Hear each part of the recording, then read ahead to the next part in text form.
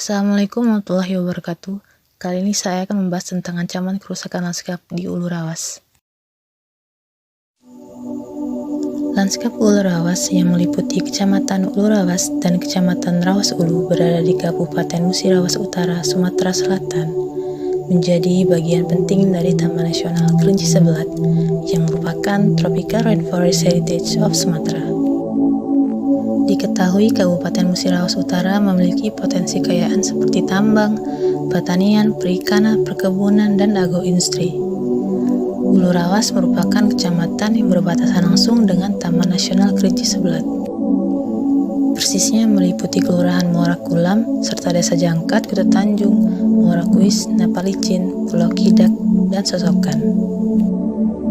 Kecamatan Rawas Ulu terdiri dari Kelurahan Pasar Surulangun yang memiliki 16 desa. Sebagian besar kawasan desa berbatasan dengan Taman Nasional Kerinci Sebelat. Wilayah Kabupaten Musirawas Utara dialiri oleh dua sungai utama yang umumnya dapat dilayari, yakni Sungai Ropit dan Sungai Rawas. Sungai Rawas adalah anak dari Sungai Musi. Saat ini, kondisi sungai dan hutan di lanskap Ulu Rawas masih terdapat sejumlah aktivitas seperti penambangan mineral ilegal, perkebunan skala besar, perambahan hutan, dan pembalakan liar.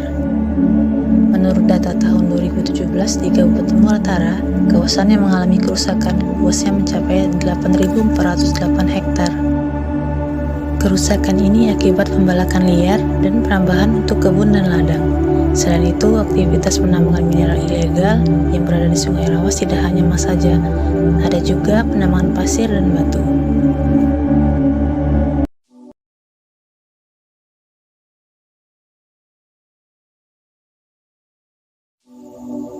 Air Sungai Rawas yang sebagian besar sebagai sumber air bersih dan kebutuhan harian masyarakat, dengan adanya penambangan mineral dapat menyebabkan tercemarnya air. Akibatnya, air sungai tersebut menjadi keruh, asam, dan bisa menimbulkan pendangkalan sungai akibat endapan serta berkurangnya debit air permukaan. Aliran sungai yang membawa limbah pertambangan akan terus mengalir hingga menuju lautan, yang mengakibatkan ekosistem air laut rusak dan populasi ikan menurun. Selain itu, menyebabkan hilangnya unsur hara yang dibutuhkan oleh pertumbuhan tanaman, terjadinya polusi udara, rusak vegetasi tanah, dan profil genetik tanah yang ada. Sehingga tanah yang awalnya subur dapat berubah kering dan tandus. Akibat perluasan penambangan ini juga bisa menyebabkan terjadinya banjir. Karena hutan di wilayah hulu yang semestinya menjadi daerah resapan air telah dibabat habis dan berpotensi meningkatkan ancaman tanah longsor. Kegiatan perambahan hutan dan pembalakan liar akan merugikan kelestarian ekosistem hutan, kerusakan vegetasi, kerusakan lahan, dan berpotensi untuk menimbulkan bencana alam seperti banjir, longsor, dan kekeringan. Beberapa jenis satwa yang menjadikan hutan sebagai habitatnya akan berpindah mencari tempat hidup yang lebih sesuai. Pembukaan lahan untuk perkebunan kelapa sawit pada area hutan tropis merupakan salah satu pemicu terjadinya kebakaran hutan dan berdampak negatif terhadap emisi gas rumah kaca. Bila hutan masih terjaga dengan baik, memiliki pohon-pohon yang rimbun, hutan dapat menyerap air ketika hujan datang dan menyimpannya dalam tanah di celah-celah perakaran, kemudian melepaskannya secara perlahan melalui daerah aliran sungai.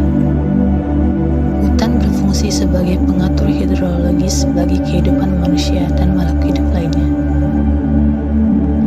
Adanya penambangan mineral ilegal, perkebunan skala besar, perambahan hutan, dan pembalakan liar oleh sejumlah masyarakat atau perusahaan yang hanya memikirkan kepentingan ekonomi saja, dan kurangnya pengetahuan serta kesadaran masyarakat untuk menjaga lingkungan.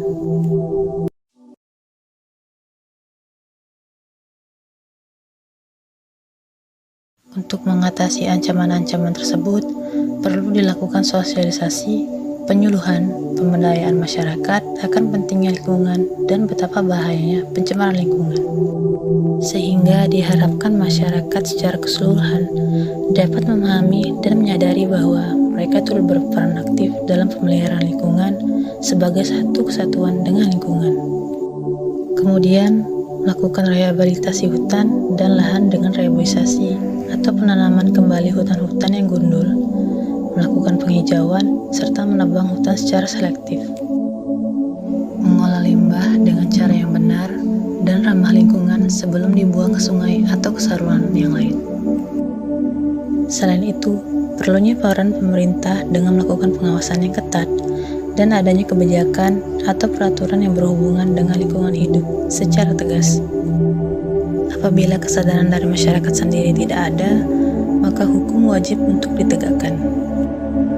Peran masyarakat, pemerintah, dan didukung berbagai pihak yang saling berkesinambungan akan menyelamatkan lanskap Pulau Rawas dari ancaman-ancaman tersebut.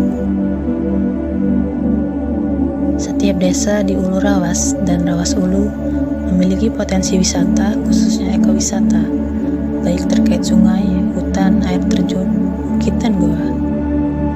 Jika dikelola dengan baik dan didukung oleh pemerintah, pasti akan menjadi potensi ekonomi bagi masyarakat. Sehingga masyarakat yang tadinya melakukan kegiatan dengan merusak lingkungan untuk kepentingan ekonomi akan beralih dengan kegiatan yang tidak merusak lingkungan, namun tetap mensejahterakan masyarakat.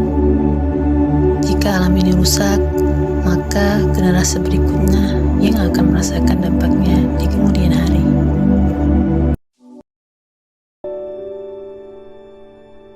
Hubungan manusia dengan alam adalah satu kesatuan yang tidak terpisahkan. Alam dengan segala sumber dayanya diciptakan Tuhan untuk memenuhi kebutuhan hidup manusia. Manusia mempunyai kewajiban guna memelihara alam untuk keberlanjutan kehidupan, tidak hanya bagi manusia saja, akan tetapi bagi semua makhluk hidup yang lainnya. Tindakan manusia dalam pemanfaatan sumber daya alam secara berlebihan dan mengabaikan asas pemeliharaan serta konservasi, sehingga mengakibatkan terjadinya degradasi dan kerusakan lingkungan, merupakan perbuatan yang dilarang dan akan mendapatkan hukuman. Sebaliknya, manusia yang mampu menjalankan peran pemeliharaan dan konservasi alam dengan baik, maka baginya tersedia balasan yang baik pula dari Tuhan.